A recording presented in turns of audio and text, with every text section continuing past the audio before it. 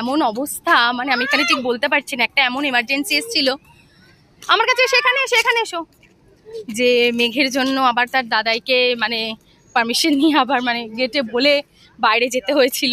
অনেকটা দূর, এই যে বাইরে বাউন্ডারি দেখছে, এইটা পুরো অনেকটা দূর একটা দোকান, সে দোকানে যেতে হয়েছিল প্যাম্পার্স আনার জন্য। মানে আমরা বেরিয়েছি, প্যাম্পার্সটা আনতে ভুলে গেছি, ওই যে তার দাদাই গেছিল প্যাম্পার্স আনতে, চিন্তা করো। দিয়ে আবার গেট থেকে ঢুকেই অতটা ঘুরে ঘুরে মানুষটা গেছে। তো আমি এইটুকুনি সময়ের জন্য ভেবেছিলাম আর প্রয়োজন হবে না, বাট একটা প্যাম্পার্সটা প্রয়োজন হয়ে পড়েছে, তো কিছু করার নেই, দাদাই বলেই হয়তো পসিবল হয়েছে। অনেকটা দূরে গিয়ে নিয়ে এসছে। তো সে তো এই যে দেখো, তো এই যে ফ্রেশ ট্রেশ করানো হলো, আমরা বিস্কুট দিলাম, খাচ্ছে, আমিও একটা বিস্কুট খাচ্ছি। আর এই দেখো সন্ধ্যেতে সব লাইটগুলো জ্বালিয়ে দিয়েছে।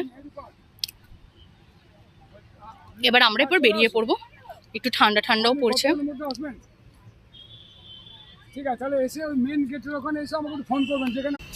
দাদাই বাবা, দাদাই ছাড়া এরকম কেউ করতো না, জানো জানো, কেউ না। কত দূর দোকান দাদাই দেখালো তো মা, সেই ওই আলো জ্বলছে, কত দূর ছুটতে ছুটতে এসেছে, অনেক দূর, কিভাবে ছুটে ছুটে এসছে গো।